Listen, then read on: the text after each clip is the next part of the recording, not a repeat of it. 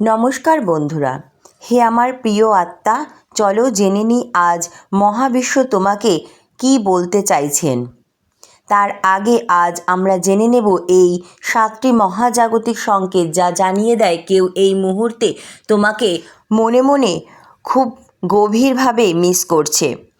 ভিডিওটি একটি অংশ মিস করো না, কারণ আজ আমি তোমাকে 100% গ্যারান্টি দিচ্ছি এই বার্তাগুলো শোনার পর তোমার চিন্তার কম্পন বদলে যাবে, তোমার দৃষ্টিভঙ্গি বদলে যাবে, আর যাকে তুমি ভালোবাসো তার প্রতি তোমার ভাইব্রেশন হবে আরও গভীর ও আলোয় ভরা।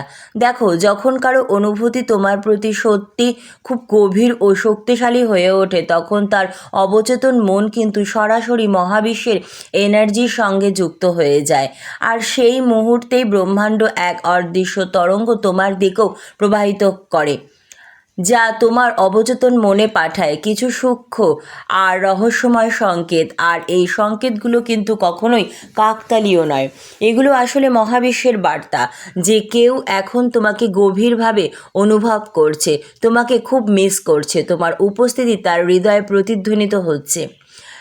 রাতে বা ভোরে আসা কিছু স্বপ্নই হলো এমন কিছু অলৌকিক সংকেত যা জানায় যে কেউ তোমার কথা তীব্রভাবে ভাবছে।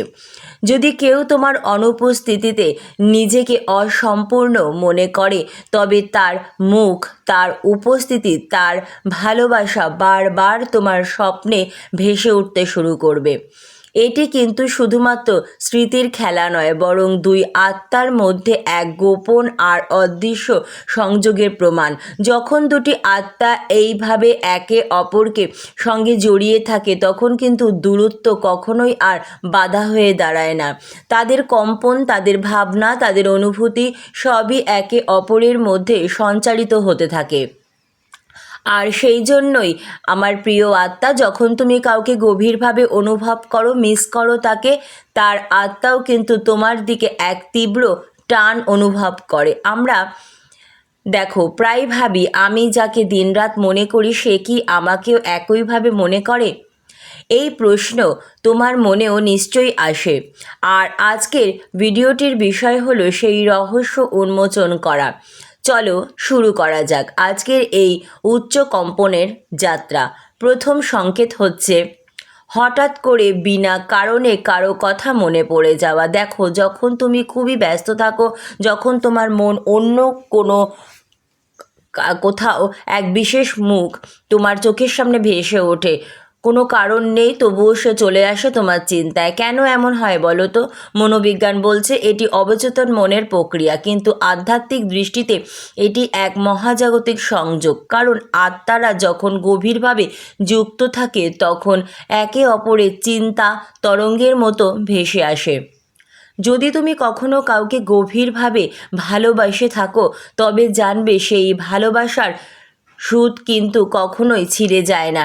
এটি এক অদৃশ্য বন্ধন যা আত্মার সঙ্গে আত্মাকে যুক্ত রাখে। যখন সেই মানুষটি তোমার কথা ভাবে, তার কম্পন তোমার মনেও অনুরাত হয়, আর তুমি হঠাৎ তাকে অনুভব করো। দ্বিতীয় সংকেত হচ্ছে হঠাৎ করে তার এনার্জি অনুভব করা। এবার তুমি হয়তো বন্ধুদের সঙ্গে আছো, তাদের সঙ্গে হাসছো, কথা বলছো, আড্ডা দিচ্ছ, কিন্তু হঠাৎ এক অদ্ভুত অনুভূতি তোমার ভিতরে জেগে উঠবে। মনে হবে যেন সে তোমার কাছেই আছে। বুকের মধ্যে হঠাৎ করে একটা তোলপাড় শুরু হয়ে যাবে, মোচড় দিয়ে উঠবে, যেন তার এনার্জি তোমার চারিপাশে ছড়িয়ে পড়ছে।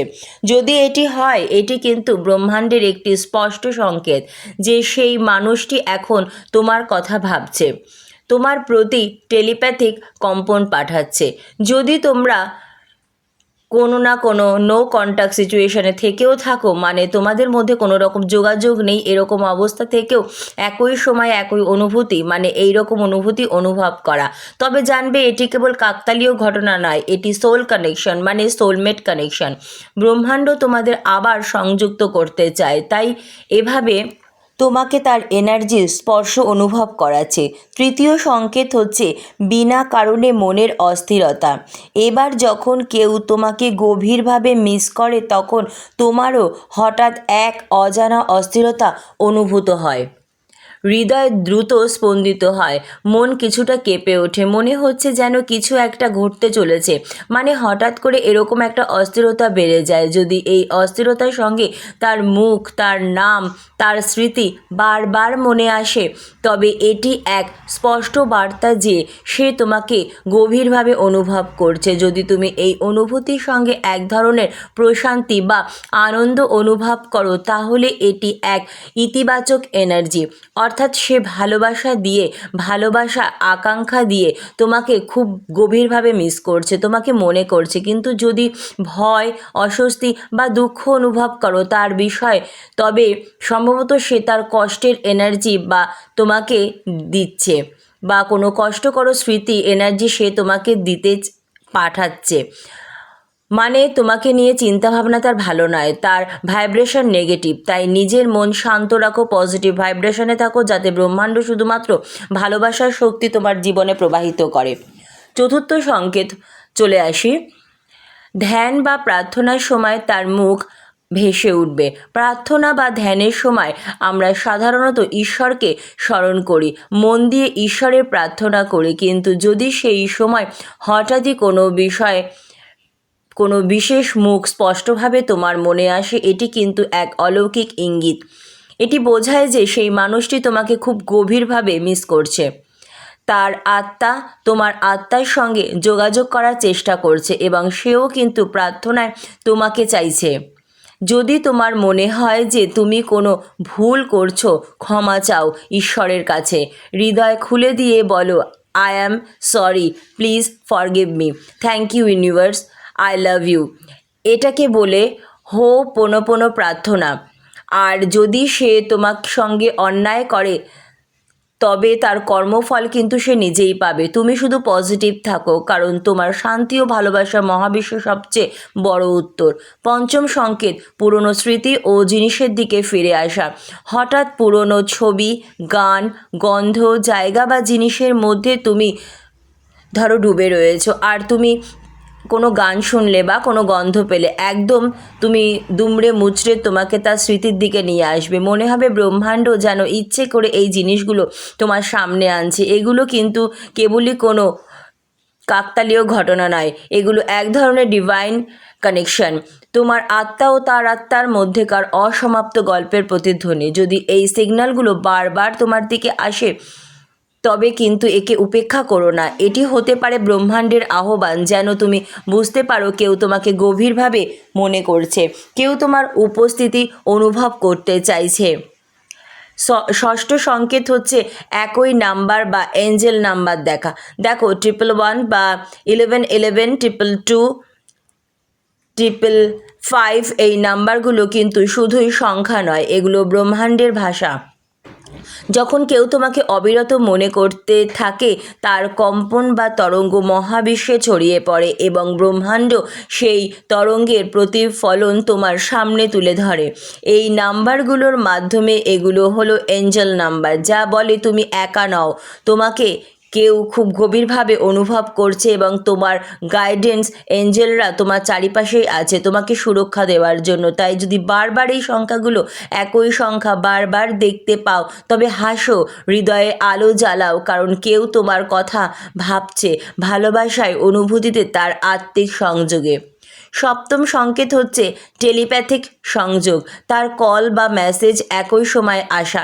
সবচেয়ে শক্তিশালী সংকেত হলো এই টেলিপ্যাথি। তুমি হঠাৎ তার কথা ভাবছো, মানে তার কথা মনে আসছে, আর ঠিক সেই মুহূর্তেই ফোনটা বেজে ওঠে বা তার মেসেজ চলে আসলো। এগুলো কিন্তু কোনো কাকতালীয় ঘটনা নয়, এটি আত্মার সাড়া, মানে তোমাদের দুই আত্মার কানেকশান এটি। যখন দুজন মানুষ আবেগগতভাবে ও আধ্যাত্মিকভাবে গভীরভাবে একইভাবে সংযুক্ত থাকে, তখন তাদের চিন্তা ও অনুভূতি একে অপরের মধ্যে প্রবাহিত হয়। আর এই সংযোগই হলো সোলমেট কানেকশন বা সোল কানেকশন, যা শারীরিক সীমার বাইরে, আত্মার সীমার ভিতরে।